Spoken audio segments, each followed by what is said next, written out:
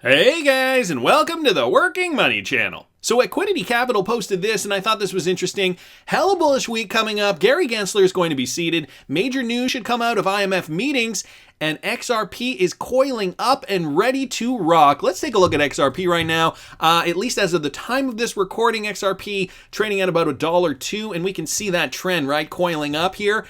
Look at that trend line. I'm going to take out the wicks, or rather the tails, and you can see higher lows. After this big dip down for XRP, after we saw it go to a new intra-year high of about $1.11, we saw it rebound, and slowly but surely, the momentum is moving up. Now, yesterday we did see a bit of a spike, came back down, and now the question remains, what are we going to see? Well, I think the news, the lawsuit, Gary Gensler, this is all likely going to have an impact on XRP specifically. Of course, there's the entire crypto market as well. Some people down here not saying that they have too much confidence in what Gary Gensler is going to do. So Roy down here saying, I have a bad feeling about Gensler. Alta6 on Twitter saying, me too. I hope Gensler finds a way to throw Clayton under the bus for causing all this trouble. Adele Bell down here saying, Gensler will not appreciate his agency being slandered in the media, you would have to think. Bet the next Ripple mediation is already penciled in and will put this baby to bed. Clayton handballed him a poop fight. Might have our explosive XRP move very soon. So, you know, there is so much going on. Somebody also down here, I just noticed, mentioning the Coinbase IPO, another thing that is happening this week. In terms of the IMF, so I also saw this, posted by Ian Northing here. South Africa is set to benefit from a massive new IMF deal, and I have a feeling this is just going to be the beginning. Just yesterday, I talked about Zago, and they are set up in South Africa. They are Ripple-enabled. I'll link that video up here if you guys didn't catch that. I also did mention what Janet Yellen was saying about this new Bretton Woods moment. So if you didn't see that video, I suggest you watch it. But here now, so the International Monetary Fund is preparing to give its member countries the biggest resource injection in its history, $650 billion, to boost global liquidity and help emerging and low-income nations deal with mounting debt and the beer flu. The choice vehicle, reserves known as Special Drawing Rights, or SDRs, has faced some criticism. Under IMF rules, SDRs are distributed in proportion to each economy's share in the fund, roughly equal to their economic output. That means that 58% of the new SDR go to advanced economies, with 42% for emerging and developing economies, and just 3.2% to the smaller subset of low-income nations. But why now? U.S. President Joe Biden reversed the stance of his predecessor, Donald Trump, whose Treasury Secretary, Steven Mnuchin, said the IMF plan didn't do enough to target the aid to proper countries. The U.S. is the IMF's largest shareholder and carries de facto veto on such matters. IMF Managing Director Kristalina Georgieva said she plans to have the final proposal ready for the board to approve in June. So, this is all ramping up. Of course, the economy, when I got into this, I didn't know the economy was going to look this bad by the year 2021. I started this channel in June 2018. Of course, it was very pre-pandemic. So everything was looking very, very different. I feel like a lot of us in the XRP community were getting really excited about the real world utility down the road, the cutting edge, the future of fintech, the transformation of the economy. And I feel like the beer flu, the pandemic, has really pushed everything into a positive direction for cryptocurrency, but also into a very confusing direction, because there's so many moving parts to this. Ripple's in a lawsuit. Countries are now suffering, and the IMF is, looking to provide these emergency relief benefits to certain countries. And, Ripple can benefit from this, but they are still being stifled in the United States. It is a very interesting picture, and we have to look at all angles. I wanted to thank Ian Northing for posting this. We also got this from El Crypto King, so more XRP is on the move. So again, despite the lawsuit, we are still seeing Ripple and Bitstamp move a staggering 366.2 million XRP. So here's what we're seeing. It was between Ripple and Bitstamp specifically. Over 366 million XRP was moved internally and to other market players. So the whale alerts are listed here. This article gives you guys some more details about some other transfers.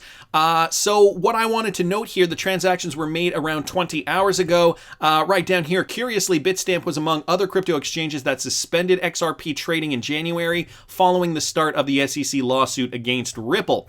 So you got to think, Bitstamp, obviously not just catering to American customers, and this is likely why they still need XRP, But this type of quantity of XRP is what's getting me really kind of curious. These aren't retail traders trading, a few $100 or a few $1,000 to purchase XRP. This is for a bigger purpose. And, if I may speculate, this suggests, in my opinion, some real-world utility in some capacity. Something to ponder. I also saw this guy's ACI Worldwide's Craig Ramsey appointed to U.S. Faster Payment Council Board Advisory Group. So take a look down here. ACI is actively involved in driving real-time payments around the world, collaborating with organizations such as the Clearinghouse, Payments Canada, Pay.UK, Euro Banking Association, and National Payments Corporation of India. Earlier this year, the company announced that it has been selected by the Federal Reserve Banks to participate in the pilot program for the upcoming FedNow service, a new real-time payment service in the United States. And so just to that point here, this news back from January, Ripple ACI Worldwide client selected for Fed pilot program.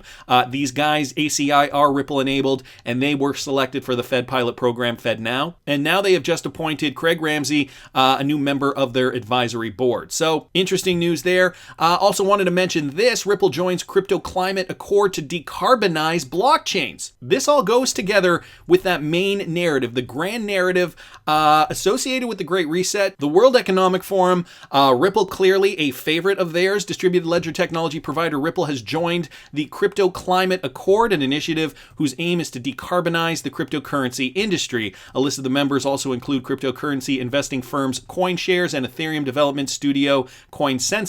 These companies will work to make sure that all blockchains will be powered exclusively by green energy by the year 2025. The initiative also aims to get CO2 emissions to zero by the year 2040. So a very, very aggressive mandate to get energy levels down. What does this tell you guys? Bitcoin clearly not the future for payments. As we know, perhaps it could be used as a great store of value, but for payments, moving money around, the real day-to-day demand for cryptocurrency is going to be flowing through cryptocurrencies with a low or virtually non-existent carbon footprint, i.e. XRP. There are a few others out there. And so this to me is a logical step for Ripple to join this initiative. Marcus down here saying, I don't like this. I like companies that stay far away from political subjects, especially subjects that relate to the World Economic Forum. Well, Marcus, you clearly haven't been in this space for a while, because Ripple is actually on the WEF, the World Economic Forum's website, as one of their preferred, or I suppose it is suggested. There's nowhere on there that it says that we prefer these guys, but it is suggested that they are one of their preferred companies, I suppose, that would utilize XRP in real life situations. Chris Baker down here mentioning, but Ripple is part of the WEF agenda. This is huge news and very important. And it is huge news. It is very important. Just wanted to bring this up from a couple of months ago. The Great Reset, the case for climate action as key to economic recovery. This from Royal Roads University. But just another point that I wanted to make here. Climate action is one of the central focuses of the Great Reset. The theory goes as such. You have billionaires running the world. In a lot of cases, these guys, they've made their money. And I mean, I guess if they can make more money along the way, that isn't a bad thing. But what is the one thing you cannot buy? Think about it for a second. You cannot buy time. And realistically, I mean, unless technology gets to a point where we don't have to anymore, all of us live on this planet and we all breathe the same air, right? We all use the same resources. And so the climate is first and foremost, now I'm speculating a bit here, but this is how I see it, for these billionaires. It is first and foremost of importance because they want to hand on their billions and billions and billions of dollars to generations that follow them and leave them with a clean enough planet to continue to enjoy their copious amounts of money. Now they frame it in a way to make it sound like, look, we've got to, have a clean way of living, and look at how good this is going to be for everybody. But really, to be honest, there are a lot of people on the planet. A lot of people on the planet means lots of pollution, and it's just getting worse. So, in my opinion, this is why climate action is central to this Great Reset. Payments, of course, Ripple, a very climate-friendly cryptocurrency. Also the reason why Ripple is listed on the WEF's website. And here is the World Economic Forum website, by the way, some of their platforms. And it's, you can see it here, shaping the future of energy, materials, and infrastructure, shaping the future of global public goods. They do talk about healthcare and investing, all this other stuff kind of thrown in here, but the environment, very, very important. Cryptocurrencies are definitely going to be central to this. And, who would have thought that we would have seen such popularity for cryptocurrencies, crypto trading? The whole narrative, I think, is getting bigger than any of us thought it would get at this point in time, accelerated by the pandemic. So as I mentioned earlier, let's note the Coinbase IPO. We've also got this from Michael at Val5 Links. Now, Kraken also reiterates tentative plans for direct listing next year, likely the NASDAQ. Kraken, one of the world's largest cryptocurrency exchanges, has tentative plans to go public next year. So Jesse Powell has mentioned this before. They say that they're going public in 2022. So this is all in line with that time frame, right? The Great Reset, cryptocurrencies becoming mainstream, XRP going to be central to this. Lots of XRP is being moved currently, and again, 366.2 million XRP. Likely not just for retail traders, guys. Let's look at the big picture. I also just wanted to mention this tweet here, brought to us by Jameel Kays here, and this is an older tweet, something that David Schwartz wrote on a message board back in 2017. Jameel points this out: when someone with a big brain speaks, listen, they are visionaries. And back in December 2017, when we saw the last crypto bull rally, this is what David Schwartz wrote: being agnostic to asset class is quite an exciting concept. It is possible to make a payment with gold on the Ripple network. Now, we got to remember, at this time, this was a very, very innovative concept for the crypto space. Over the last 3 years, whilst developing this technology, Ripple secured the same asset custodian for gold that is now working with the Canadian Mint, and a company called Gold Bullion International, or GBI, are already issuing balances on the Ripple ledger. There are also custody assets for Merrill Lynch. Payments and transfers could get very easy very quickly on here, but the more traditional use case is really about moving money cross-border and solving the scalability question for moving funds across border for smaller banks. So he says there is possibility for moving assets like gold, and the custodian for gold is currently working with the Canadian Mint. So big players, Gold Bullion International or GBI, these guys are already hooked in. Then David Schwartz down here says XRP is an asset that can be used for settlement. It's kind of like gold that can instantly teleport around the world. It does actually move value, and there's nothing